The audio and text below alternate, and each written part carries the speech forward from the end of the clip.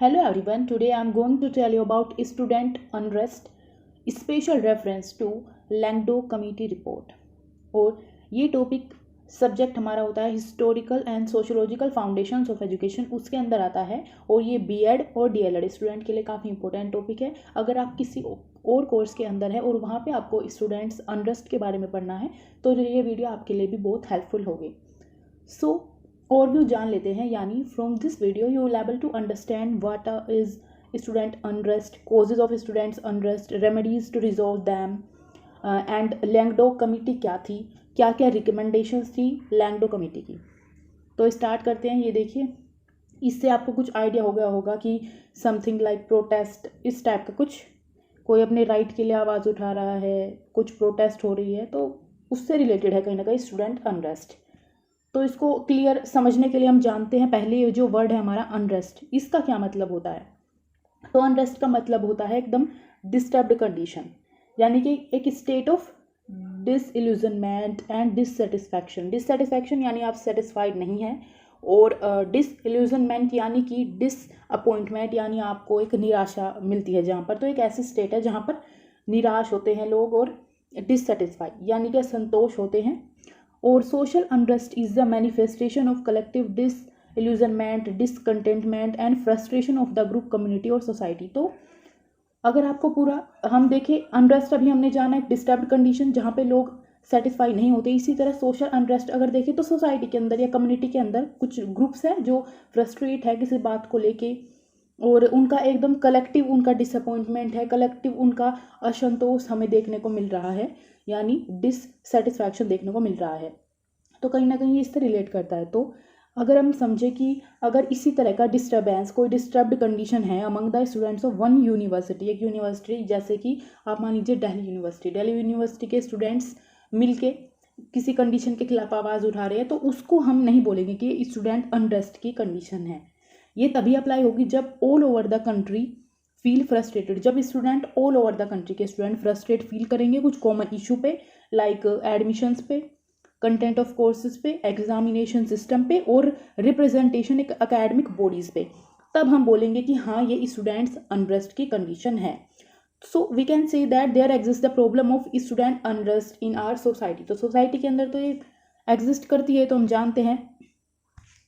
तो आगे हम बात करें इसके बारे में और चीज़ें जाने, तो स्टूडेंट अनरेस्ट को कैसे कैरेक्टराइज किया जाता है, by collective discontent, dysfunctional condition, dysfunctional यानी बिल्कुल एकदम बेकार कंडीशन हो एजुकेशनल इंस्टीट्यूशंस में, एंड कंसर्न, पब्लिक और स्टूडेंट का कोई कंसर्न हो for change in existing norms, जो एग्जिस्टिंग नॉर्म्स चले आ रहे हैं उनमें चेंज करने के लिए उनका कोई कंसर्न है, कोई कलेक्टिव डिसकंटेंट है, उसको हम बोल सकते हैं स्टूडेंट अनरेस्ट।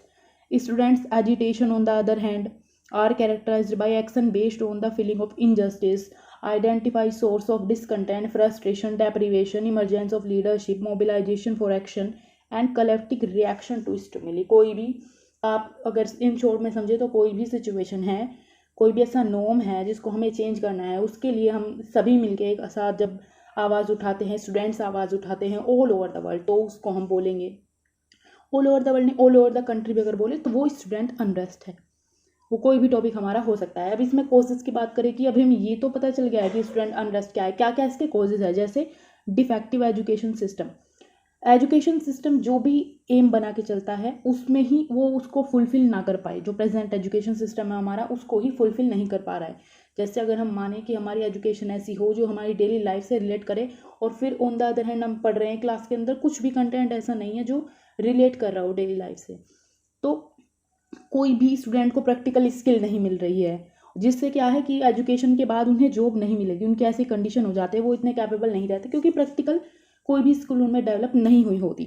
तो इस तरह सिस्टम अगर हमें एग्जामिनेशन का देखें, अगर वो भी इस तरीके का हो, वो रोट लर्निंग पे फोकस करे, जो रट्टा चलता आ रहा है रट्टाफिकेशन, तो उस पर फोकस करे, तो ये सारे डिफेक्ट्स हमारे एग्जामिनेशन सिस्टम में देखे जाते हैं। और ये ज़्यादा अगर फोकस करे क्रैमिंग पे, मैकेनिकल मेमोरी पे, एलिमेंट्स ऑफ चांस पे, और बुकिश नॉलेज को इंक्रीज करे, तो ऐसी कंडीशन हमारे जब एजुकेशन सिस्टम में होती है तब भी स्टूडेंट अनरेस्ट क्रिएट होता है, क्योंकि इससे स्टूडेंट्स के फ्यूचर, उन्हें अपना फ्यूचर नहीं दिखाई देता और प्रॉब्लम्स होती है उन्हें। अब बात करें इन डिफरेंट टीचर्स की, तो जो टीचर की पर्सनैलिटी है वो कोई इम्पैक्ट नहीं डालती स्टूडेंट पे, क्योंकि बहुत सारे कॉलेज हैं, यूनिवर्सिटीज़ है जहाँ पर classroom, laboratory, library, teachers available नहीं है अलग अलग डिपार्टमेंट के लिए। In such a situation unrest and indiscipline among student is not surprising, क्योंकि अगर उन्हें कोई सब्जेक्ट पढ़ना है स्पेसिफिक, मान लीजिए उन्हें वर्क एजुकेशन पढ़ना है और उसी का कोई टीचर नहीं है डिपार्टमेंट में, पूरी फैकल्टी में ही कोई टीचर नहीं है, तो ये इससे क्या फ्रस्ट्रेशन क्रिएट होता है और वो अपनी जो चॉइस का सब्जेक्ट है उसको भी नहीं ले पाते, फिर उन्हें कोई और सब्जेक्ट लेना पड़ता है, और अगर कंपलसरी सब्जेक्ट हो तब और भी ज़्यादा प्रॉब्लम क्रिएट होती है।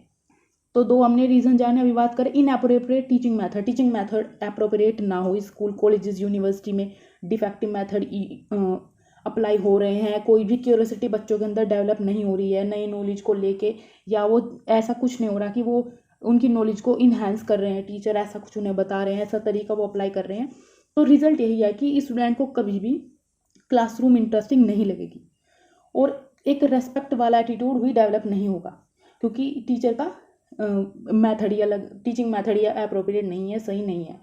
अब बात करें ओवर क्राउडेड क्लास की, जनरली जो नंबर ऑफ स्टूडेंट है हर एक क्लास के अंदर इतने हाई होते हैं कि जो स्टूडेंट्स है, टीचर है, वो इस जो कॉन्टैक्ट है इस्टेब्लिश करने में कहीं ना कहीं अनेबल रहते हैं, वो इस्टेब्लिश नहीं कर पाते।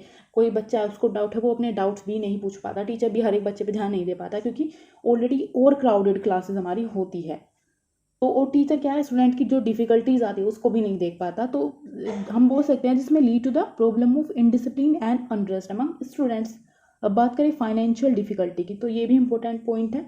Most of our student come from families that are economically poor, सब अलग अलग बैकग्राउंड से आते हैं और बहुत सारे स्टूडेंट तो पुअर फैमिलीज से आते हैं, तो such family can not easily give higher education to their children. तो प्रेजेंट जो एजुकेशन सिस्टम है वो हमें पता है कि वो बहुत एक्सपेंसिव हो गया है, इससे क्या है स्टूडेंट को डिफिकल्टी होती है, उनके पेरेंट्स को डिफिकल्टी होती है टू बियर दिस बर्डन। तो इस सिचुएशन में भी नेचुरली है कि स्टूडेंट अनरेस्ट डेवलप हो। अब आगे बात करें, यही हम कुछ कॉजेज जो देख रहे थे, डिफेक्टिव एग्जामिनेशन सिस्टम, तो गुड एग्जामिनेशन सिस्टम होना चाहिए ताकि क्योंकि अगर बच्चों को लाइफ में सक्सेस हासिल करनी है तो वो इसी से हासिल करेंगे। अगर हर एक चीज़ उनके लिए अच्छी होगी, एग्जामिनेशन सिस्टम अच्छे होंगे, उनकी प्रैक्टिकल नॉलेज डेवलप होगी, आगे जॉब मिलने में उन्हें आसानी होगी। फाइनेंशियल डिफिकल्टी की बात करें तो प्रेजेंट एजुकेशन सिस्टम हमने देखा है एक्सपेंसिव हो गया है, और indifferent of family member, parents और गार्जियन में भी के पास भी इतना टाइम नहीं है कि वो अपने चिल्ड्रन को ज़्यादा टाइम दे पाए, वे भी इन्हें नेगलेक्ट करते हैं, तो वहाँ से ऑलरेडी जो बच्चा है फ्रस्ट्रेट हो जाता है। और को करिकुलर एक्टिविटीज़ भी कम होती है, ज़्यादा एक्टिविटी नहीं होती, ज़्यादा अटेंशन भी इन एक्टिविटीज़ को नहीं दी जाती, क्योंकि ये टीचर कहीं ना कहीं किसी और चीज़ों में, काम में कहीं ना कहीं बिजी रहते हैं, तो इन पे ध्यान नहीं देते, जबकि ध्यान देना चाहिए, क्योंकि ये स्टूडेंट की पर्सनैलिटी डेवलपमेंट में इंपॉर्टेंट रोल प्ले करती है और इन्हीं को इग्नोर कर दिया जाता है। और prevailing elements of indiscipline and anarchy in society, क्योंकि जो स्टूडेंट है जिनको पॉलिटिकल सपोर्ट मिलता है वो एटमॉस्फेयर को डिस्टर्ब करते हैं, मिसबिहेव करते हैं।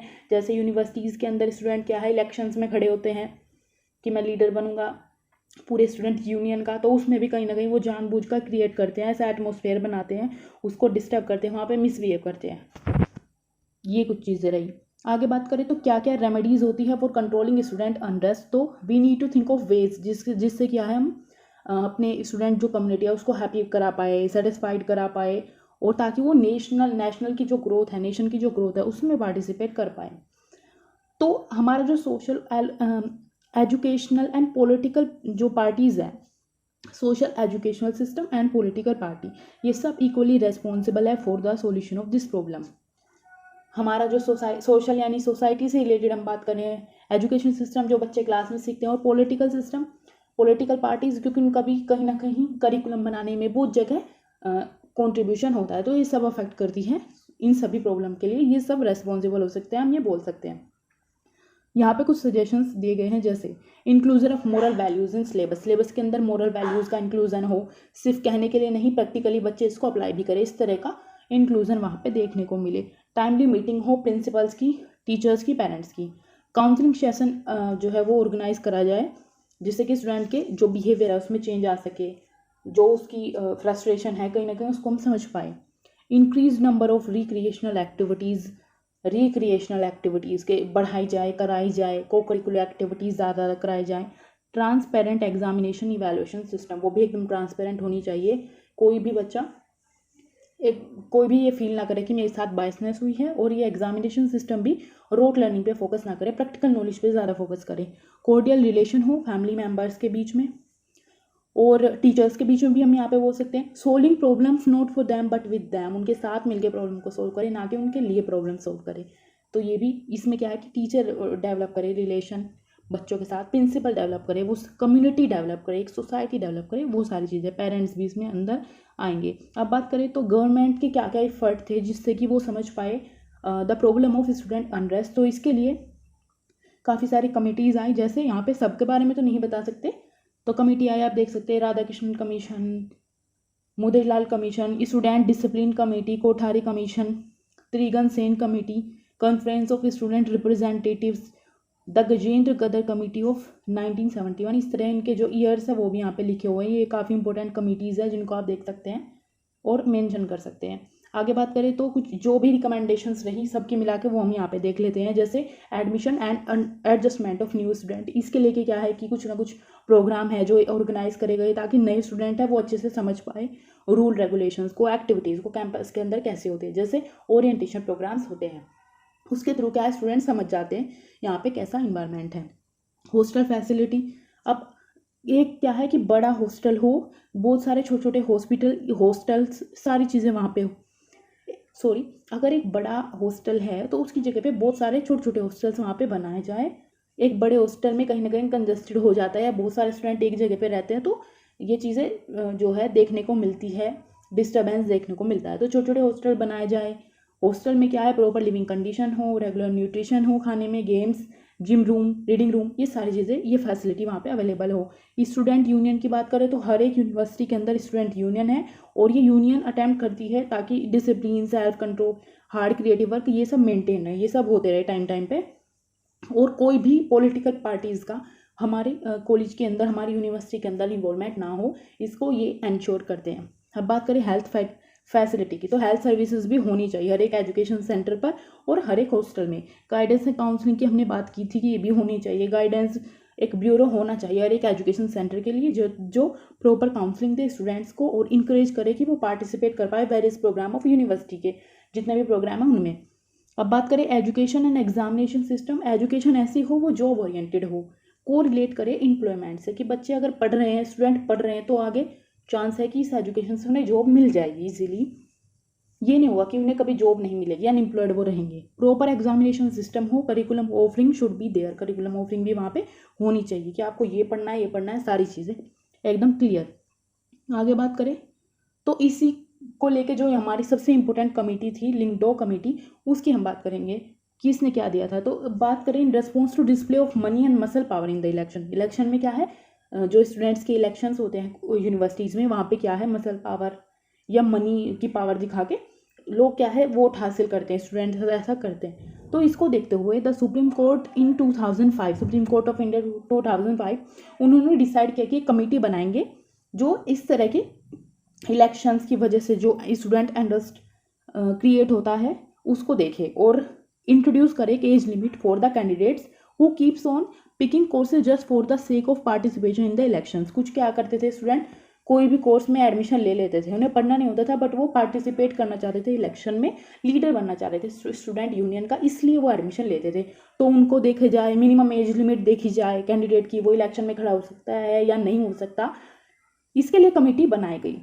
तो ministry of human resource development ने कंस्टिट्यूट किया पैनल ऑफ 6 मेंबर, जिसको हेड करते थे हमारे उस टाइम के चीफ इलेक्शन कमिश्नर, जिनका नाम था जेम्स माइकल लिंगडो। तब इस कमेटी का नाम है लिंगडो कमेटी। अब उन्होंने क्या किया, कमेटी ने सबमिट करी अपनी report on May 2006 with guidelines regarding eligibility criteria of candidate, transparency in expenditure during elections as well as barring candidate from recontesting in the elections.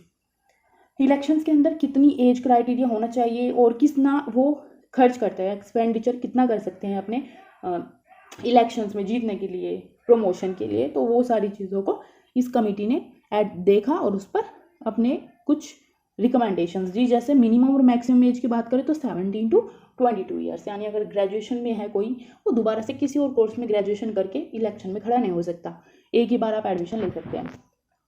और अगर अंडर ग्रेजुएट कोर्सेज की वही है age 24 years, for post graduate student के लिए क्या है 24 years कर दी और वैसे स्टूडेंट के लिए 17 to 22 ईयर्स कर दी। पैनल ने कहा है relaxation in the age limit would be given appropriately in professional colleges where the courses often range between 4 and 5 years की, जहाँ पे रेंज होती है जैसे बीटेक के कॉलेज में। For research student in university it has been specified at 28 year, क्योंकि research में कहीं ना कहीं टाइम लगता है तो उनके लिए 28 ईयर कर दी गई। Only those student who have attend minimum permissible percentage of attendance college on university 75% where it had not been prescribe will be eligible to vote.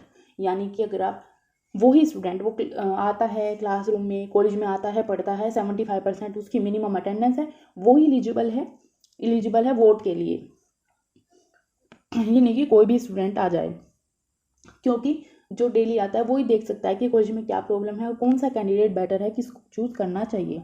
The contesting candidate shall have one opportunity to contest for the post of office bearer and 2 opportunity for the post of an executive member.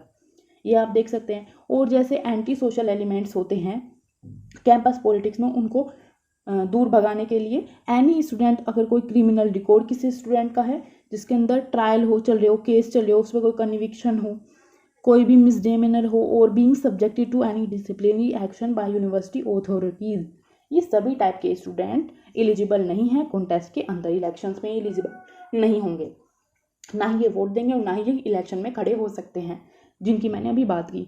To check the use of big money in student politics, जो maximum limit रखी गई है जिसको कोई भी student spend कर सकता है अपने इलेक्शन के प्रचार प्रसार के लिए, तो वो है हमारी फिक्स 5,000 तक ही वो पैसा खर्च कर सकता है इलेक्शंस में, तो इन्होंने यहाँ पे लिमिट रखी। Each candidate shall within 2 weeks of declaration of result, ये क्या करेंगे सबमिट करेंगे complete and audited account to the college and university authority as the case may be which shall be published by them within 2 days of submission. Then the report ने आगे भी कुछ चीज़ें add की है, adding that election of a candidate would be automatically nullified for not filling the expenses statement. सारी चीज़ों ने फिल करनी होंगी, वहीं तो नहीं तो जो इलेक्शंस है वो नलीफाइड हो जाएंगे। The political parties were completely barred from financing the election of a student of their affiliative student organization, as the student were only permitted to raise small funds from contribution among that's, but आप क्या है small fund ही कर सकते हो अपने आप से contribution करके। There should be no appeal to caste और communal feeling for securing votes को लेने के लिए आप कोई भी कास्ट कम्युनल इस तरह की फीलिंग डेवलप नहीं करेंगे कि वो सेम कास्ट का है उसको वोट दे दो। प्लेसेज ऑफ वर्शिप विद और outside the campus shall not be use for election propaganda, यानी रिलीजियस सेंटिमेंट आप नहीं लाएंगे इलेक्शंस के लिए। रिपोर्ट ने कहा है कि भाई prohibiting use of printed poster pamphlets और any other election material as only handmade poster would be permitted. आपने अपने कैंडिडेट को सपोर्ट करने के लिए आप सिर्फ हैंडमेड पोस्टर ला सकते हो, इसके अलावा प्रिंटेड पोस्टर्स उन पे कहीं ना कहीं जो है वो बैन है, ओनली हैंडमेड पोस्टर वहाँ पे अलाउ होते हैं इलेक्शंस के अंदर।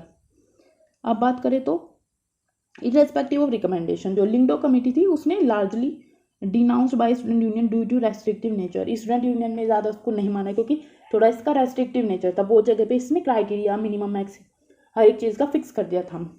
It is seen to be limiting the democratic functioning of student union की, ये जो डेमोक्रेटिक फंक्शनिंग है स्टूडेंट यूनियन की उसको कहीं ना कहीं लिमिट कर रही है, ये माना गया। अगर इसके क्रिटिसिज्म की बात करें तो student are generally considered the sole authority for conducting the election and Lyngdoh committee has been criticised for allowing intrusion of university authorities in the process, कि उन्होंने अलाउ कर दिया था, यूनिवर्सिटी अथॉरिटी भी प्रोसेस के अंदर अलाउ थी, तो इसलिए कहीं ना कहीं इसको क्रिटिसाइज किया गया था जो लिंगडो कमेटी के रिकमेंडेशंस थे।